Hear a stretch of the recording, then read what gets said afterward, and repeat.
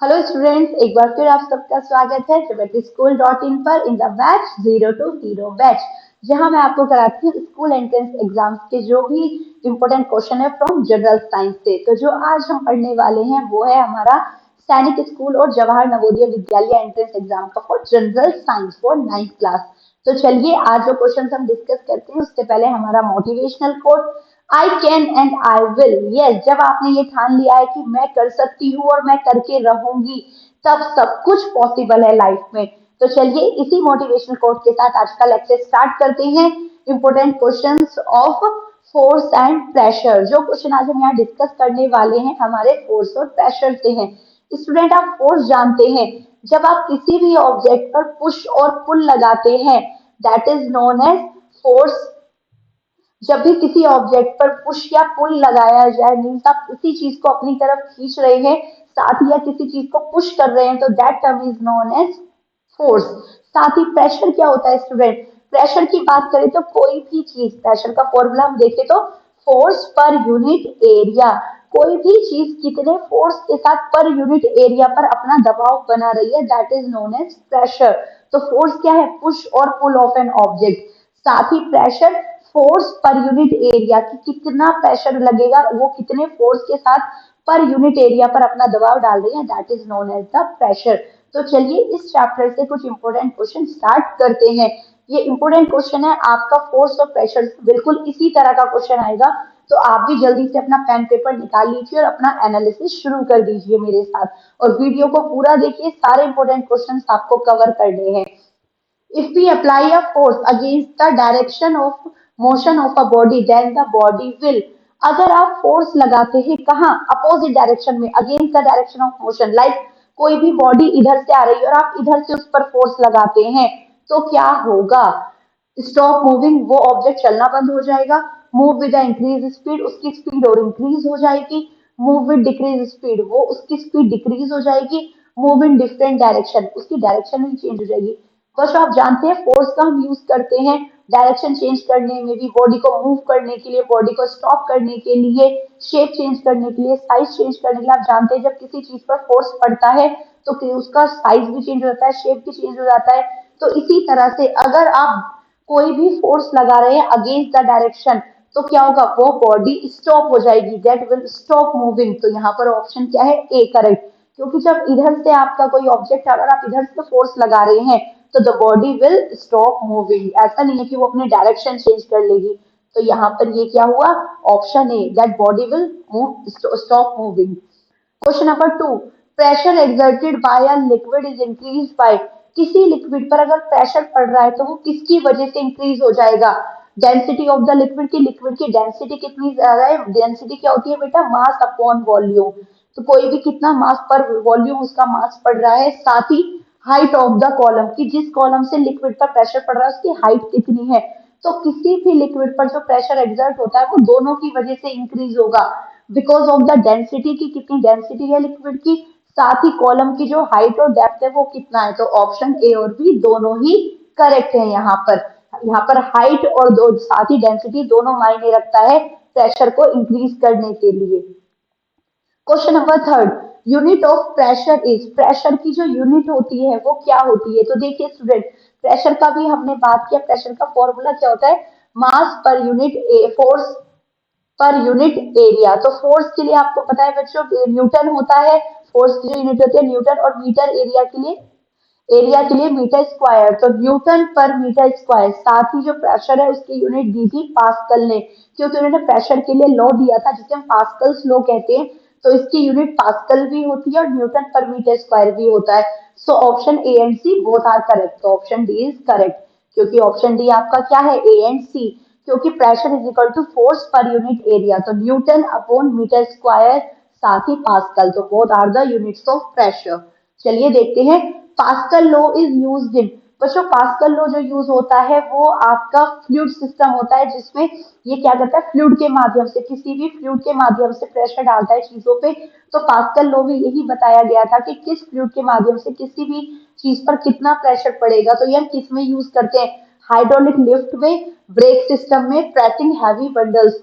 जब आप hydraulic system आपने देखे होंगे बच्चों, जो बेड्स होते हैं, जो बेड्स आप कोई भी हैवी चीज जिसे उठाने में बहुत ज्यादा फोर्स लगाना पड़ता है, उसमें हाइड्रोलिक सिस्टम होता है, वो अपने आप से ऐसे ही उठता चला जाता है because of the fluid inserted into the dam that work on the pascal law.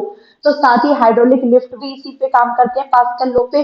जो यहाँ पर ब्रेक सिस्टम होता है, उनमें फ्लूइड फिल होता है, जो ब्रेक हम अप्लाई करते हैं ऑटोमोबाइल्स में, वो भी आपका पास्कल लॉ पे वर्क करता है। साथ ही जब आपको हैवी बंडल्स को प्रेस करना होता है, उसमें भी पास्कल लॉ ही वर्क करता है। So all of the above are the correct answer.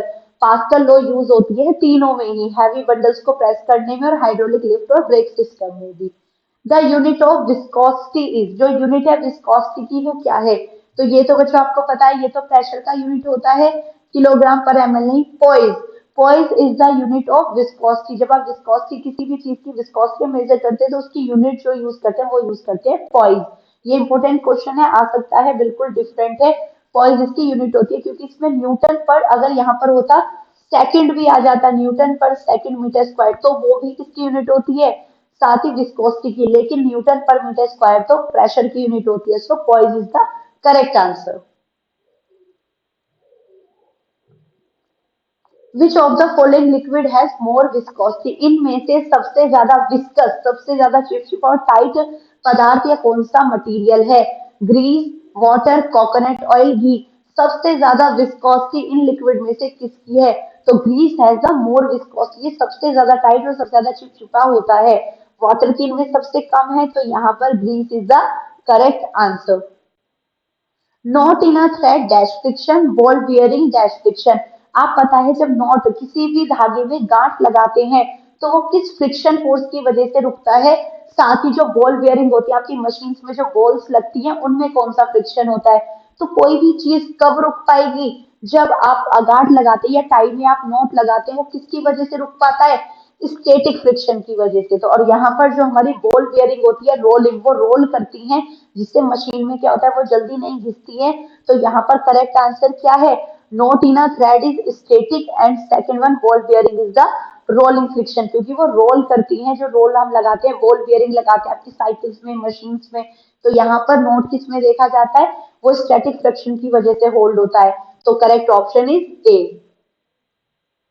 Question number 8, downward force weight की वजह से upward force offered by liquid dash. Student आपने देखा है डाउनवर्ड फोर्स, जब आप फोर्स लगाते हैं किसी चीज पर, वो किसकी वजह से होता है? बिकॉज ऑफ द वेट, कि किसी भी बॉडी का वेट कितना ज्यादा है तभी तो वो उतना ज्यादा फोर्स लगा पाएंगी। साथ ही upward force offer by liquid, लेकिन आपने देखा है जब आप पानी में कूदते हैं लेकिन फिर ऊपर आते हैं एकदम, तो सभी पानी क्या करता है? आपको ऊपर की तरफ फेंकता है। तो ऐसा क्या होता है कि बॉडी, पानी एक फोर्स डालता है जो चीजों को ऊपर ले आता है, वो फोर्स क्या कहलाता है? Buoyant force. वाटर के पास एक फोर्स होता है जिसे बायोन्सी भी बोलते हैं, the tendency of water to lift the upward, to lift the body upward, that is known as buoyancy और द बायोन फोर्स। तो यहाँ पर करेक्ट आंसर क्या है? बायोन फोर्स की। डाउनवर्ड फोर्स तो लगेगा वेट की वजह से, और अपवर्ड फोर्स किसके, लिक्विड क्यों लगाती है? Because of the buoyant force और द बायोन्सी। तो correct option is B. Question number 9, broad straps are used in bags. एक असर्शन दिया हुआ है कि बैग्स के अंदर बड़े बड़े स्टेप यूज किए जाते हैं, रीजन क्या है? Broad strap last for long life, क्योंकि ब्रॉड स्टॉप जो है लंबे समय के लिए चलते हैं। क्या यही रीजन है इसका? नो, रीजन इज इनकरेक्ट, क्योंकि ब्रॉड स्टेप हम लगाते हैं प्रेशर कम करने के लिए। स्टूडेंट आप जानते हैं बैग का जो स्टेप्स होते हैं वो ब्रॉड इसलिए बनाए जाते हैं जिससे कि वो ऑब्जेक्ट पर प्रेशर कम डाले, क्योंकि अभी आपने देखा है प्रेशर का formula force is equal to force per unit area. तो यहाँ पर प्रेशर जो है वो डायरेक्टली प्रोपोर्शनल होता है फोर्स के, और इनवर्सली प्रोपोर्शनल होता है एरिया के। अगर आप एरिया बढ़ा देंगे तो फोर्स अपने आप ही क्या हो जाएगा? कम हो जाएगा, प्रेशर कम हो जाएगा, क्योंकि जितना ज्यादा एरिया होगा उतना कम उस पर क्या लगेगा?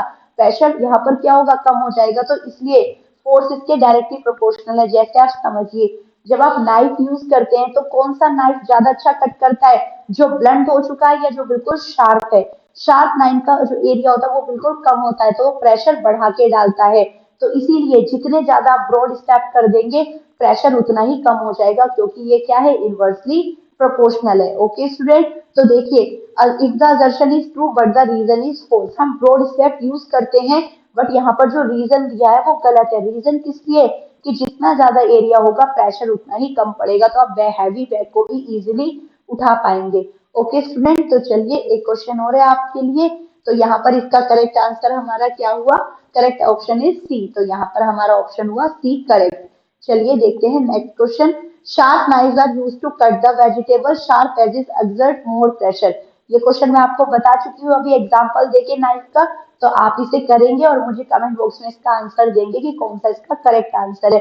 अभी ब्रॉड स्टेप का एग्जांपल देकर मैंने आपको इसे समझाया है। ओके स्टूडेंट, वीडियो को पूरा देखना, वीडियो को लाइक करें और फीडबैक जरूर दें और मुझे इसका आंसर कमेंट बॉक्स में शेयर करें।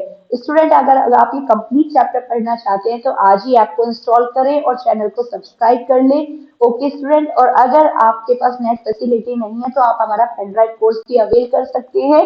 वीडियो को लाइक करें और चैनल को सब्सक्राइब करें। Okay students, thanks for watching. See you soon with the next video. Bye bye.